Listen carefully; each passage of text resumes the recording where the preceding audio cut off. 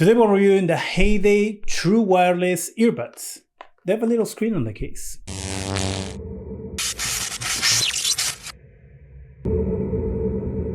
Hi, welcome to ZGadgetReview. The studio unboxing of the Heyday True Wireless with active noise cancelling earbuds. True wireless earbuds, customizable touchscreen, Bluetooth 5.4, 33 feet range, high quality sound range, we'll see about that. Up to 3.5 hours of playback on the charge, we'll see about that. And the case provides 2 additional charges. And then here we have 2 earbuds, a rechargeable case, a USB-C charging cable, and your small, medium, and large ear tips. So let's open it up. I always break these lids on the Heydays. I did it with the last pair I had too. Okay, this is cut here. Let me get back to you. I was able to free it. This little plastic thing got cut here. Oh, this here.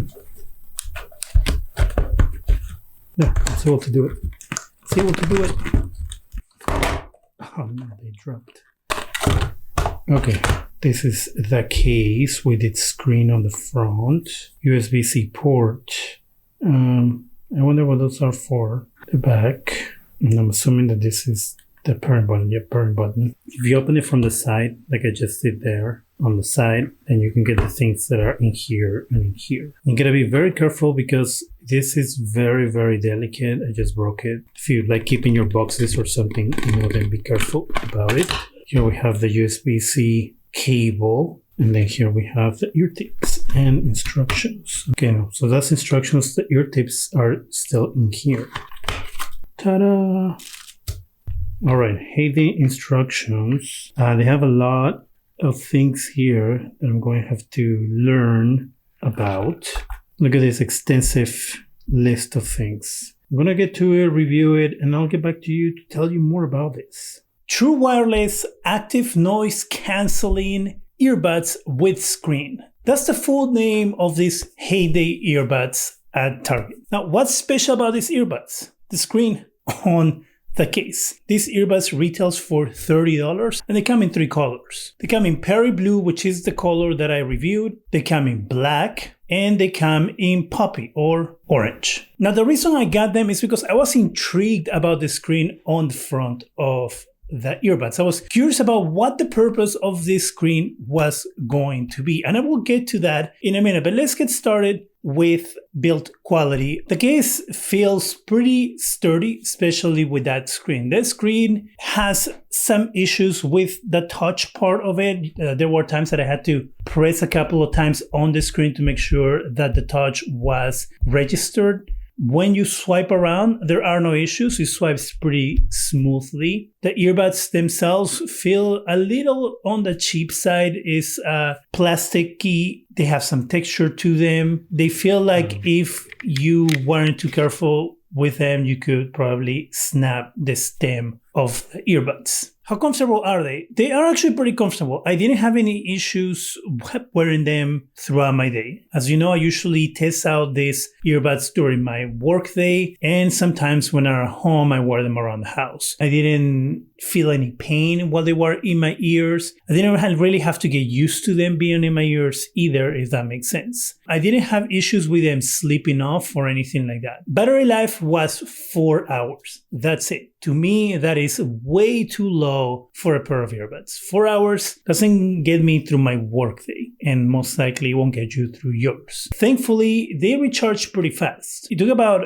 56 minutes to reach 100% in the case, and the case to charge itself to 100% took about 1 hour and 30 minutes. What I really hated about this is when it hits low battery, when it hits about 5%, actually around 10% is when it starts. You start getting these beeps letting you know that your battery is low. Okay, of course it doesn't say that your battery is slow, but you assume that it's beeping because the battery is low. The beeping is loud. It's very, very loud, and there's no way to make it lower. The first time it came on, it caught me by surprise because I wasn't expecting it. But not only that, it actually hurt. And I fought through the discomfort of this beeping because I wanted to get them to 0%. And they don't beep once, they don't beep twice. They beep at one point when it hits 5%, it's like an incessant beeping. Not like continuous, like beep, beep, beep, beep, beep, beep, but it's going to go beep.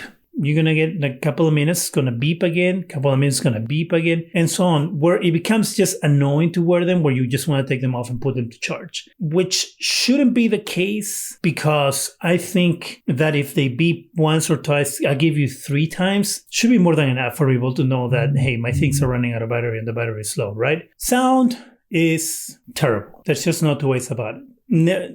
There's really not much redeemable about the sound on these earbuds. The moment I put them on, it sounded like I was hearing things inside of a tin can. Like it really sounded muffled, like it had no room to breathe. And they were things in songs that I've heard 1,000 times that I didn't hear. I usually try to use around the same tracks as testing to make sure that I'm hearing everything I need to hear. So these are things that I've heard several times over and over again, so I know what they're supposed to sound like. The louder you get, the better it gets, but I wouldn't recommend doing that because you can damage your hearing. Also, your ears do get used to it. As bad as it was at the very beginning when I first put them on, as I use them and wear them, I grew accustomed to the sound and they didn't sound as bad. But then when I will go into my good earbuds, which are my Google buds, those will make a huge difference. I will put them on and I'll be like, oh my God, I can hear everything. If you're coming from pretty good earbuds and you're looking for something cheaper, just know that the sound on these ones isn't going to be that great. The touch on this, the worst that I've ever tested, is somewhere in the stem of the earbuds. I couldn't really figure out where the sensor was. I tried using it a few times, but I gave up because it was pretty much unresponsive. And also the area that you're supposed to touch is a very small area. You have a stem like that's like this long, but yet you have like that small of a space that you are allowed to touch things. Touch patterns are convoluted. Like in order to pause something, you need to do like a double touch. In order to replay, you have to do like double touches again. The reason why in order to play something has to be done with 2 touches, so stupid, is because if you press once on the earbuds, on the right buds, raises the volume. If you click on the left buds, it lowers the volume. So that took me a while to figure out because, again, I didn't read instructions. It's just a ridiculous pattern. Whoever decided to program these earbuds, I don't know what they were thinking about, because I haven't used any earbuds that had such a weird touch pattern. And this is where the case with the screen becomes a lifesaver. And so with that, let's talk about the screen on the case. The screen on the case is always on. It says Heyday at first. The problem is that it doesn't tell you at any point how to interact with it. When I first grabbed it and I, looked at the screen and I was like, I touched the screen and it said Heyday, I literally sat there looking at it, waiting for the thing to tell me something, to say swipe or press or anything, but there wasn't anything. So I literally started pressing on the screen and nothing was happening. And then by mistake, I swiped and then I saw the menu. I guess also if you read the instructions booklet, you'll learn that, but I didn't because I wanted to see how easy and intuitive will be to use without necessarily relying on a piece of paper with instructions. You have a lot of features on the screen and a lot of usability on the screen that makes it easier to use these earbuds than if you didn't have the case. So first of all, you have the capability pause, play, skip, forward and backwards, which, as I said again, is a lifesaver because the touch controls on this are trash. Important information that you get on this screen is the battery life on your earbuds, which is very helpful, the battery life on the case, and the time. This comes with an equalizer. Thankfully, the equalizer comes deactivated. As you can see, it has a little button next to the word equalizer that you can toggle on or off. My recommendation is to leave it off. I tried every single one of the modes on the equalizer, and what I found is that it made the sound worse no matter what. There wasn't one redeemable equalizer setting to fix the sound on these earbuds. The best sound that comes out of these earbuds is with the equalizer off. Then we have the active noise cancelling mode. Can be activated through the case. You have to activate it every time you pull the earbuds out of the case. It doesn't remember your last setting. So in this case, you have your active noise canceling, which is the ANC. You have your ambient one, so it turns off the noise canceling, but you can kind of hear your surroundings. And then you have the hearing mode, which pretty much uses the microphones to pipe the sound of the environment into your ears. Noise cancelling worked pretty well. I was surprised at how well it was. Now, these aren't amazing noise cancelling earbuds, but low humming, low noises, you're going to be able to isolate. Noises like voices, let's say cars and things like that, it'll do a good job at attenuating, but it's not going to completely get rid of them. This has spatial sound. That's right. Spatial sound is available on these earbuds, and I'm going to tell you, don't use it. Turn it off. It comes off by default. Same thing, it has a toggle that you can turn on if you want to use it. You have movie mode, you have music mode, and you also have game mode. And let me tell you, all three of them suck. I don't know why it's here. I think it's just here because, hey, you're paying $30 and we're going to stuff as much as we can into these earbuds since they're supposed to be, I guess, like their premium buds. But yeah, don't use it.